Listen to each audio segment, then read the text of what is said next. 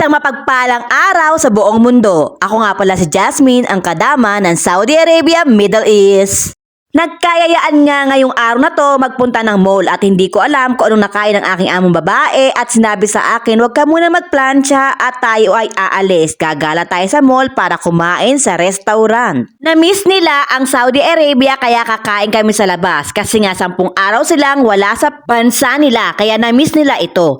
Ngayon nagaya si Amo para pumunta ng mall at kumain doon. At maglibot-libot na rin para malibang-libang man lang kahit minsan kasi nga sabi ni Amo, work mode daw ang ginagawa ni Among lalaki doon sa pinuntahan lang bansa at sila ay nasa kwarto lang. Lumalabas lang sila pag umuwi yung amo kong lalaki galing sa trabaho kaya nung umuwi sila dito na-miss nila yung pagpasyal-pasyal sa mga mall. Sa totoo lang naman kasi hindi sila nagpunta ron para magbakasyon. Sumama lang si among babae para at least naman malibang-libang siya at maiba naman yung mundong ginagalawan niya. Nagpunta talaga sila doon para magtrabaho si among lalaki. Nang makarating nga kami sa dapat naming puntahan ay agad pumasok kami sa steakhouse. Oy, nagulat ako kasi hindi ko ine-expect na sa steakhouse kami pupunta. Agad nga bumungad sa amin ang mga Pilipino nag-e-entertain sa mga customer at binigyan kami ng isang table. Agad nga nilang in-entertain ang mga amo ko at sinabihan kung anong gusto nilang order at binigyan ito ng mga bucket list na sakaling magustuhan nila. Magagaling din ang mga Pilipina nagtatrabaho dito sa Arabic kaya nagkakaintindihan sila ng mga employer ko.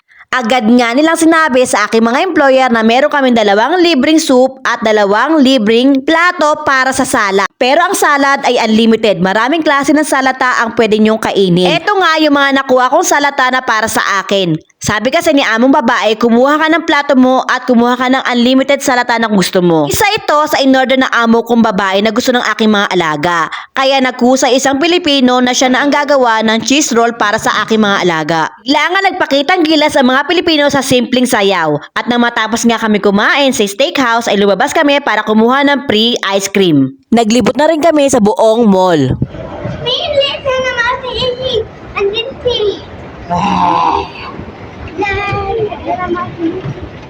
And so finally, Jasmine, stop.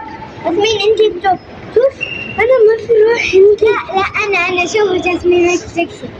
شوفيني جاسمين. شوف. هو مايكل جاكسون. جاسمين شوف انا. شوف انا ليش انا ما في ايدي. And then 1, 2.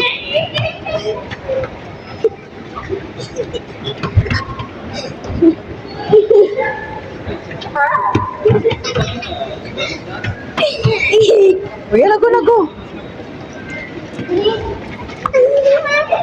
Oh, sure pa. Cheers. Kita.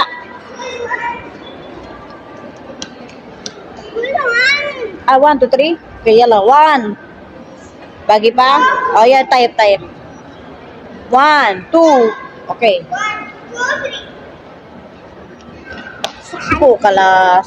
Tuwang-tuwa nga yung amo kong babae sa mga Pilipino nagsiserve sa steakhouse kasi ito ay mapagmahal sa mga customer at maalaga. Lagi kasi silang nagpupunta sa aming lamesa para magtanong kung ano pang gusto nilang kainin at kung gusto mag-refill ng soft drinks.